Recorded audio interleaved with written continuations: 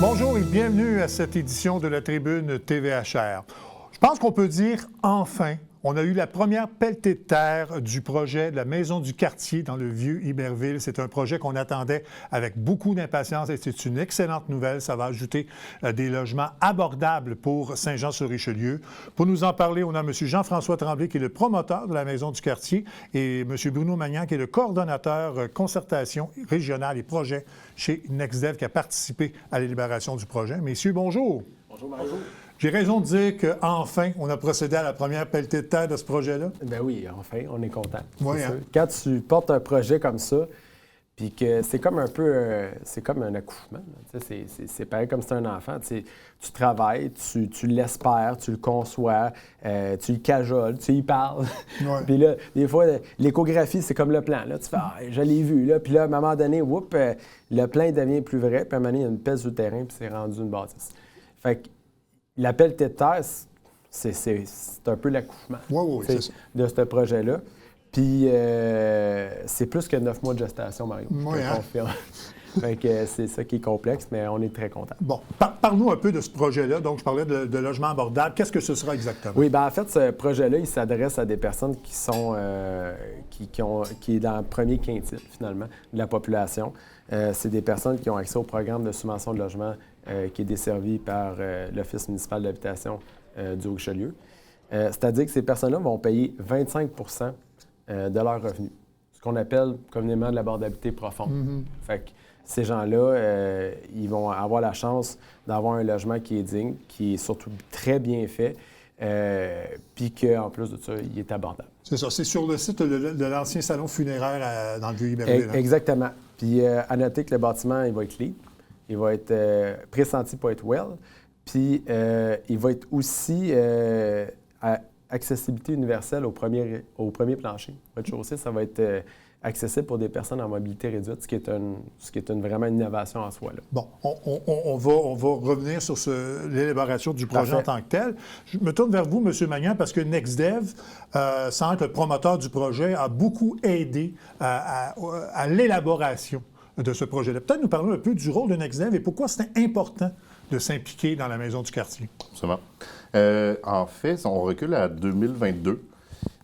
Lorsqu'on est arrivé un peu au pic de la pénurie de main-d'œuvre, il y a un grand chantier qui a été mis en place. C'est l'initiative de Louis Lemieux, ça a atterri chez NextDev. Et bon, dans ma cour là, pour coordonner ce projet-là, chantier, il y a plusieurs bulles. Hein. C'est un peu tous les angles morts du développement économique. Oui, on veut des travailleurs, mais est-ce qu'on a des logements? Est-ce qu'on a des places en service de garde? On s'est déjà vu sur certains de ces sujets-là. Donc, le logement, il y avait une table, il y avait des jeunes réunis, on discutait. Très peu de solutions. Oui, on a déjà parlé de faire du logement dans des sous-sols de maisons, des gens qui utilisent plus le sous-sol. Et il y a plusieurs discussions qui ont eu lieu, mais il manquait l'ingrédient principal à cette table-là. J'appelle ça l'entrepreneur du privé. Parce qu'à cette table-là, on discutait, on se disait, OK, mais concrètement, moi, je n'ai pas bâti des portes, toi non plus, OK. Et bon, Jean-François Tremblay est le propriétaire de l'immeuble qui héberge NextDev, donc c'était facile comme contact. Puis après, en effet, on s'est rencontrés au départ. J'étais vraiment plus en mode trouver du logement pour des travailleurs étrangers temporaires. Parce que c'est le besoin qu'on me nommait directement, là, des entreprises. Ouais. On a déjà fait, Jean-François et moi, des groupes de rencontres, justement, avec des entrepreneurs, des entreprises industrielles. Est-ce qu'on pourrait bâtir des tours à condos, mais vous êtes propriétaire? Il y avait, bon, on a fait plusieurs de ces, excusez le terme anglophone, focus group, pour se faire une tête. Après, Jean-François arrive avec l'idée, OK, bien, une maison du travailleur. Là. Fait que c'est vraiment la portion réflexion.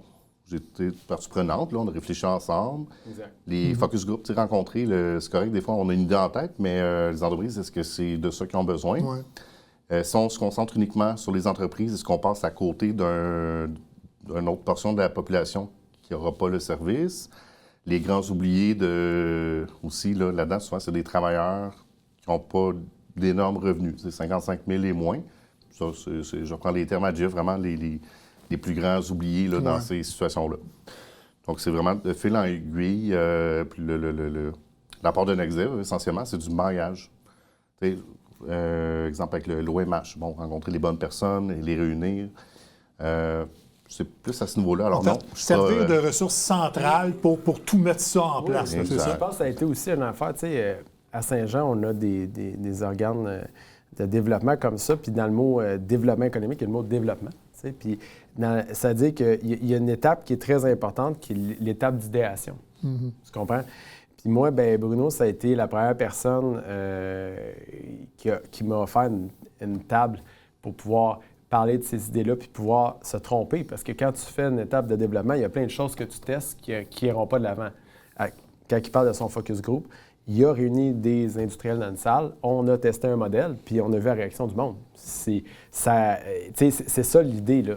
Je pense que NextDev, dans sa mission, a accompli quelque chose qui était concret, c'est-à-dire de faire élever un projet qui va vraiment servir au développement économique.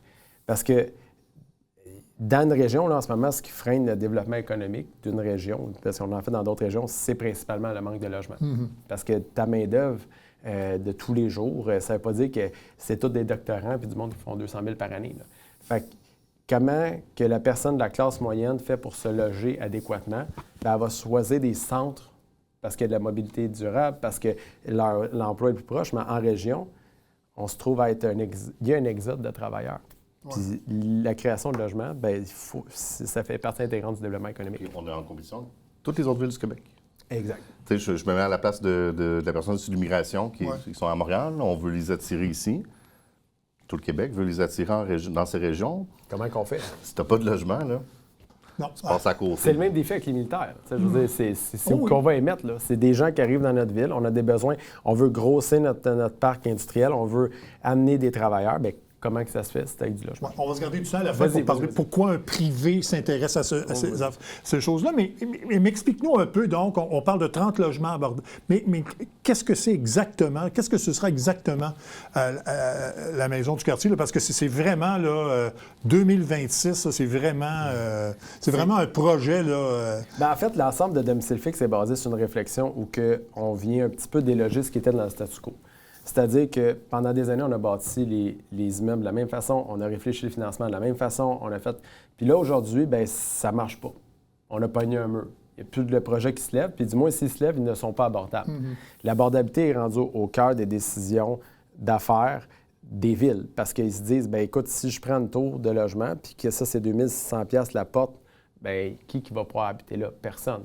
Les financiers aussi sont rendus là parce qu'ils comprennent que le monde, ils ne peuvent plus y aller. Domicile fixe, on a décidé de casser ce mot-là puis de s'en aller peut-être naïvement dans le chemin de l'abordabilité en se disant que l'abordabilité, c'est un modèle d'affaires. OK? Puis pour nous, bien, le premier là, qui a accouché, c'est celui à Iberville où c'est un 30 logements, c'est des studios, c'est des 3,5, c'est des dimensions optimisées, c'est des aires communes, c'est des bâtiments qui sont durables, on veut qu'ils durent 100 ans, c'est de la brique recyclée à l'extérieur. C'est de la percolation au sol. Il y a beaucoup d'aspects qui sont particuliers dans le bâtiment qu'on s'est rendu compte en cours de route, juste parce qu'on n'avait pas écouté ce que les gens nous disaient, ce que les Ticons Habitant nous disaient, que finalement, c'est pas plus cher. Il y a un surcoût, là, il y en a un, mais pas assez pour dire qu'on n'est pas rentable. Oh, oui.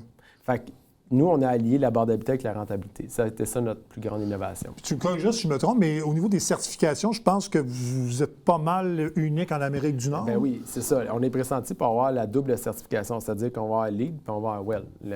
La certification WELL qu'on est en train de travailler à avoir, on va être les premiers en Amérique du Nord à avoir un bâtiment qui a les deux puis qui est hors des marchés spéculatifs. Parce que ultimement, le propriétaire du bâtiment à la fin, ça va être l'Office municipal d'habitation dirigé par Joël Gomez. Fait que d'avoir ces trois choses-là viennent certifier, premièrement, qu'on a réussi nos 3 axes, c'est-à-dire l'abordabilité, la durabilité, puis la dignité.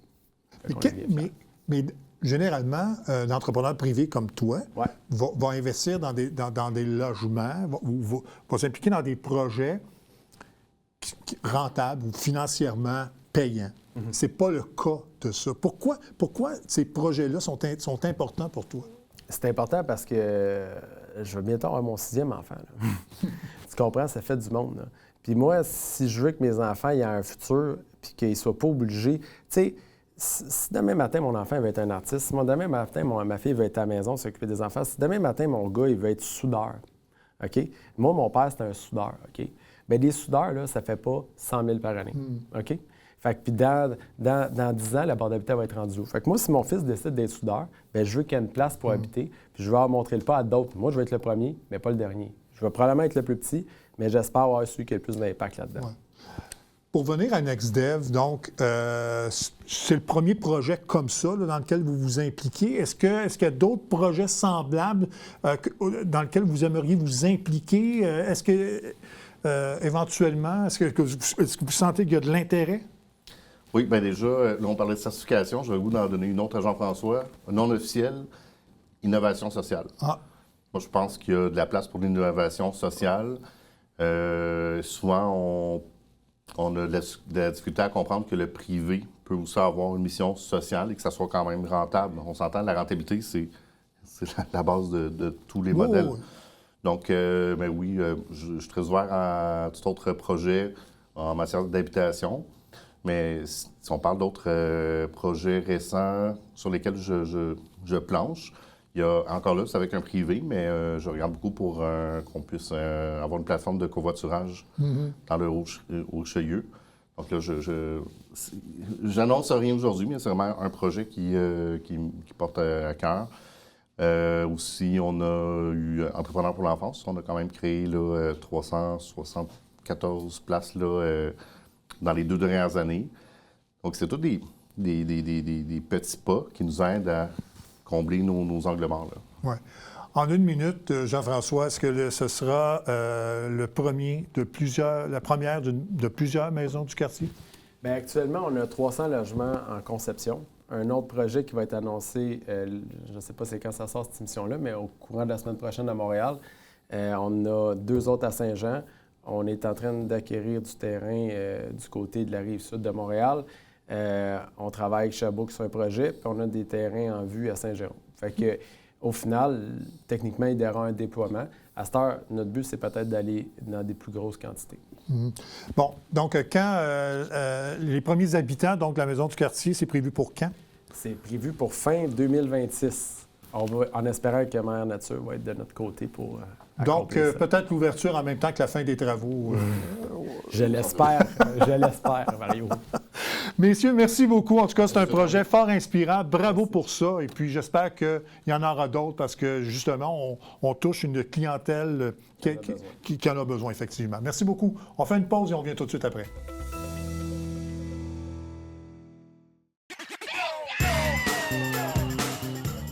Le temps adepte du bingo, Télébingo vous permet de jouer dans le confort de votre foyer. 4 500 $ en prix à gagner. Et pour ce faire, vous devez vous procurer un livret comme celui-ci au coût de 9,50 $ chez un de nos détaillants, dont la liste apparaît sur notre site internet tvhr9.com. Donc, c'est un rendez-vous dimanche matin 9h30. Télébingo.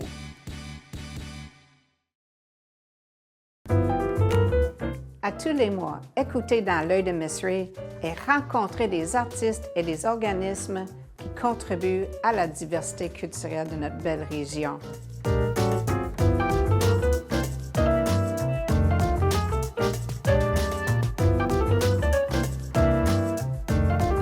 Ensemble, nous gardons l'art vivant. À tous les lundis, 18h30, sur les ondes de TVHR.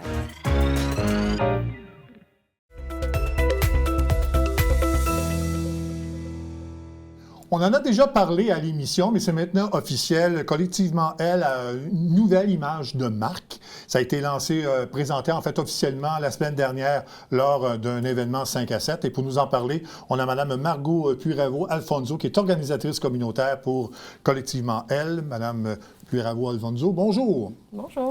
Donc, parlez-nous donc, on en a déjà parlé, mais peut-être rappeler un peu les raisons qui amènent donc l'organisme à changer d'image et à changer de nom même pour l'occasion. Oui. Bon, bien, la démarche s'est inscrite il y a presque 2 ans déjà maintenant. On se demandait si on ne pouvait pas peut-être faire peau neuve au Centre de femmes du Haut-Richelieu. C'est comme ça qu'on s'appelait avant.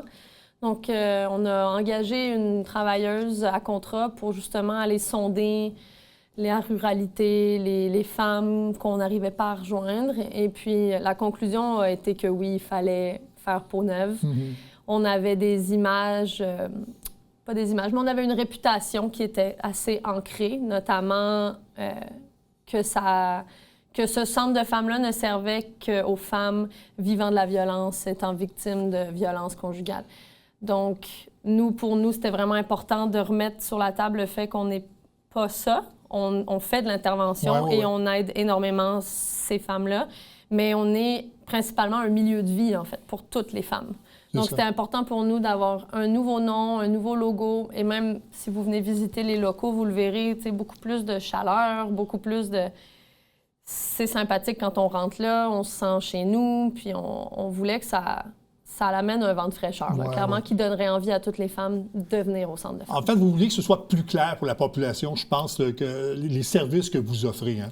Oui, c'est ça. Bien, qu'on est le fun. C'était ça un peu. C'était vraiment ça. En fait, la mission, c'était de montrer qu'on est cool, qu'on a dans l'équipe de travail, on a de tous les âges, on a de tous les horizons, on a de la diversité au sein de l'équipe, puis on veut que ça se reflète dans nos membres, qu'on fait toutes sortes d'activités. En fait, on fait pas que de l'intervention. On fait vraiment plein de choses. Oui. Donc, je le mentionnais, donc ça a été officialisé la semaine dernière, mais ça fait quand même un certain temps donc, que vous portez le nom de Collectivement Elle. Est-ce que vous êtes déjà en mesure de tenter un peu là, la réaction des gens sur ce changement-là? Est-ce que vous sentez que les gens adhèrent et que c'est plus clair pour la population? Bien, je vous dirais que les premières personnes avec qui on a pu en parler, c'est nos membres directement. Donc, nos membres sont très contentes dès l'instant qu'elles ont... C'est nos membres qui ont accepté en Assemblée générale le nouveau nom, puis elles étaient très contentes. Elles ont toutes dit que, justement, ça l'amenait vraiment un nouveau souffle qui faisait du bien. Les partenaires sont très contents aussi. Puis tout le monde adhère. Tout le monde nous appelle automatiquement le Collectivement Elle. Ça va être dans le temps qu'on va voir si on attire plus de femmes qui sont issues de milieux différents, si je peux dire ça comme ça. Pour l'instant, c'est trop récent pour qu'on sache est-ce qu'on a vraiment un impact sur la société plus grand que juste nous. Mais en tout cas, dans les gens qu'on connaissait déjà, on a vraiment eu beaucoup d'approbation. Est-ce que ça vous a amené à revoir vos services, en ajouter, ou c'est simplement vraiment l'image que vous vouliez changer? Je vous dirais qu'on n'a absolument rien changé à l'intérieur parce qu'on était déjà top. Je veux dire, on avait déjà une équipe, ça s'est fait. Moi, ça fait pas si longtemps que ça que je suis là. Ça va faire 2 ans et demi que je suis là, mais déjà, moi, depuis que je suis là, j'ai vu l'équipe évoluer. Depuis notamment qu'on a une nouvelle direction. Et puis, je veux dire, chaque travailleuse amène déjà de l'art, de la cuisine, du développement personnel, de la thérapie, de l'intervention. Je veux dire, on a tout notre créneau, puis c'est ça qu'on voulait mettre en valeur. Ça, on n'avait pas besoin de le changer, parce qu'on offre déjà des activités que je juge incroyables, qui sont gratuites, qui sont pour toutes les femmes. Donc, il fallait qu'on réussisse à faire plus en sorte que les femmes viennent, en fait. Ouais. Mais je vous dirais que c'est la forme qu'on a changée, c'est pas le fond. Bon. Vous êtes donc un organisme communautaire. Il y a eu un mouvement des organismes communautaires, 10 jours de grève, de moyens de pression pour sensibiliser le gouvernement pour le manque de financement, mais aussi la population pour les services. Vous y avez participé. Comment vous avez senti ça? Comment d'abord, quelle a été votre participation et comment vous avez senti ce mouvement de grève auprès de la population? Bien, moi, personnellement, pour ma part, j'ai trippé. J'ai vraiment eu du fun. Moi, je suis la responsable de la mobilisation au Centre de femmes, collectivement. Donc, c'est sûr que ça venait avec... Oui, c'est ça. Moi, j'étais très heureuse de pouvoir participer à cette grève-là. L'équipe et le conseil d'administration ont tout de suite voté oui pour la grève. Dès qu'on en a entendu parler, on n'a pas hésité, là, une seule seconde. Puis, à la toute fin de ce processus-là de grève, on était plus de 1800 organismes à l'échelle du Québec, qui sont plus de 20 000 personnes finalement en grève au Québec. Pour moi, c'était vraiment participer à quelque chose de plus grand que nous. Mais c'est la première fois que les organismes communautaires faisaient un tel mouvement. Ah ben, je pense que oui. Comme je vous dis, moi, ça fait pas si longtemps que ça. Il y a eu un petit mouvement à Trois-Rivières, à Shawinigan, c'est là que c'était ouais. Mais d'ampleur provinciale comme ça, c'est la première fois. C'est la première fois parce qu'en parlant avec nos partenaires, justement, certaines d'entre elles sont là depuis plus longtemps, elles disaient ça fait longtemps que le communautaire en parle. de faire la grève. Mais à chaque fois, le bébé meurt dans l'œuf, en fait. Donc, personne n'ose. Mais là, on avait atteint, je pense, sociétalement, une écœurantite aiguë qui a fait qu'on a osé se lancer. Puis, au Centre de femmes, toutes les femmes membres ont été très, très, très pour la grève. Elles nous ont soutenues dès la première journée de grève. En fait, pour le mois de mars, parce que la grève commençait le 23 mars, mais toutes les semaines du mois de mars précédent, on organisait des activités pour impliquer nos membres. On faisait de la création de pancartes, création de slogans, un projet collectif d'art en hommage aux communautaires. On a tout fait ce qu'on pouvait imaginer. Puis elles étaient vraiment là pour nous, les membres. Puis quelques-unes nous ont même suivis dans les manifestations. Donc, il y a eu 3 manifestations auxquelles nous avons participé. Donc, on a la manifestation locale où on a traversé le pont Gouin, juste ici, tous les organismes locaux. On était au-dessus de 150. Après, on s'est rencontrés à Longueuil où on était au-dessus de 3000. Ça, c'est un rassemblement de Montérégie. Régional, exactement. Puis, tout ça s'est terminé le 2 avril à Québec avec le rassemblement national. Ouais, c'est Puis ça. là, on était au-dessus de 10 000. Mais c'était vraiment... Moi, ce qui m'a le plus marqué dans tout ça, c'est vraiment quand on arrive à Québec en autobus. Déjà, c'est cool parce qu'on était plusieurs organismes dans l'autobus. Donc, il y a déjà toute cette ambiance-là, tu sais, de village, puis de gens qui vivent la même chose, mais qui se croisent jamais, dans le fond. Puis ça, pour moi, ça a été très, très beau. Puis on arrivait à la place à Québec où tout le monde débarque tout le temps pour toutes les manifestations à Québec. Puis c'était que des autobus, en fait. C'était 1 kilomètre d'autobus, tu sais, c'était... Puis on a fait « wow ». Même feeling que quand on arrive à New York pour la première fois. Là, c'était comme « oh mon Dieu ». C'était tellement beau. Tu avais senti qu'il se passait quelque chose, hein? Tabarouette. Non, c'était... Puis là, on a crié, on a chanté. Non, c'était... Donc, on a fait ce qu'on avait à faire. On a impliqué nos membres. On a participé à toutes les activités possibles. Là, reste à voir si quelque chose va se passer. On attend toujours une table de négociation, je pense. Pour vous dire à quel point on n'est pas pris au sérieux, là, même pas de table de négociation, là, c'est quand même quelque chose. Puis je pense que les porte-paroles de la grève vont faire la suite. Ouais. Puis nous, on va être là pour soutenir. Bon, parfait. Vous en avez glissé un mot.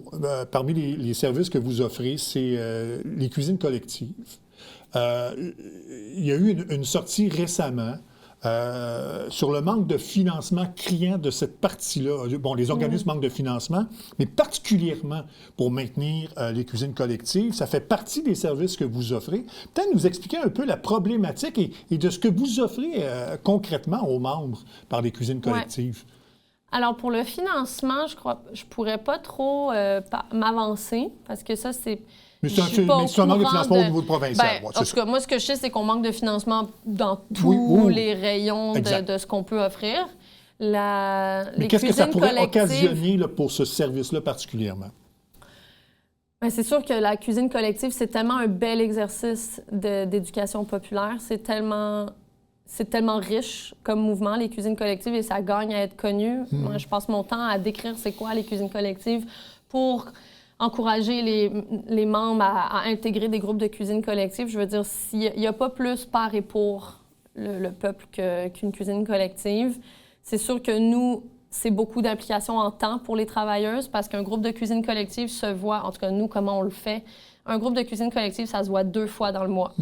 La première fois, c'est pour planifier la cuisine. On décide ce qu'on va manger, en quelle quantité, qu'est-ce qu'on achète, qui achète quoi. Puis là, on part avec ça. Déjà là, on a pris du temps. La semaine suivante, on arrive avec les ingrédients et là, on cuisine tout le monde ensemble. L'animatrice va redistribuer au niveau argent. Tu sais, comme elle va dire, toi, tu as trop dépensé par rapport à la quantité que tu ramènes chez toi. Elle va tout rééquilibrer ça. On n'est vraiment pas dans une vision d'égalité, mais plus d'équité. Ouais. Donc, c'est réciproque, là. Tout ce qu'on paye, on a mangé pour. Puis, tout ça, ça prend énormément de temps, je veux dire. Puis, c'est énormément de relations d'aide en même temps. Je veux dire, l'animatrice est un peu intervenante aussi parce qu'évidemment, dans une cuisine, quand on cuisine des méga quantités, ça se peut qu'il y en ait des conflits, là. Ça se peut que ça dérape, là. Ça se peut que personne veuille la faire, la vaisselle. Donc, puis en plus, nous, on travaille avec des groupes qui peuvent avoir des personnes vivant avec une certaine forme de déficience intellectuelle ou un trouble langagier. Mais tout ça, si la travailleuse n'est pas disponible, pas capable de gérer ça, bien, c'est sûr que ça s'écroule vite. Mais un groupe de cuisine collective, c'est fait pour durer dans le temps. Puis c'est fait pour devenir de plus en plus soudés, avec de plus en plus de connaissances. Mais ça demande énormément de temps. Nous, on a 3 groupes au Centre de femmes. Ça prend beaucoup de temps dans notre programmation. Puis la matière première, qui est la nourriture, bien, coûte de plus en plus cher. Donc, ça augmente les difficultés pour maintenir ces cuisines collectives-là en vie. Oui, c'est sûr qu'on a vu une différence avec ça. Avant, on voyait, il y a un tableau et on voit nettement combien ça coûte une portion à la fin de la cuisine. Puis on a vu des augmentations là, quand même. La portion a quand même augmenté malgré l'effort de travailler avec les circulaires et les rabais et tout ça. Donc, ça peut surprendre quelques-unes. Puis des fois, on se demande, est-ce que ça vaut la peine d'être... les participantes se demandent, est-ce que ça vaut la peine d'être autant fatiguées que ça à la fin d'une cuisine? Souvent, elles vont dire que oui, ça vaut la peine parce qu'elles sont trop contentes d'être ensemble, puis elles évoluent vraiment. Mais oui, c'est de plus en plus difficile de jongler avec les prix en épicerie qui coûtent cher. On est très, très chanceuse au Collectif Moël parce qu'on a un très beau partenariat avec des banques en sécurité alimentaire à Saint-Jean qui vont nous donner leur surplus. Puis nous, on va pouvoir redonner ça aux participantes des cuisines collectives, ce qui fait qu'elles ont moins besoin d'acheter. Donc, mais c'est beaucoup de travail, c'est très, très humain, une cuisine collective. Donc, ça amène tout le lot de ce que l'humanité amène, mais avec le positif, évidemment. Je pense que si on avait plus de financement, on en aurait 10, 15 des groupes de cuisine collective. Mais voilà, c'est ce qui fait. C'est pour ça aussi qu'on est allé en grève, c'est parce qu'on a du financement par projet. Oui, exact. Donc, et non pas un financement global pour... c'est ça. Donc, on ne peut pas faire ce qu'on veut. Nous, on voudrait bien en faire plein des cuisines collectives, mais à un moment donné, si on n'a pas le financement pour, puis qu'on nous dit, mais non, mais si tu fais ça, tu vas avoir de l'argent, bien, qu'est-ce que vous pensez qu'on va faire? Mais c'est ça. Ça serait cool d'avoir un financement à la mission.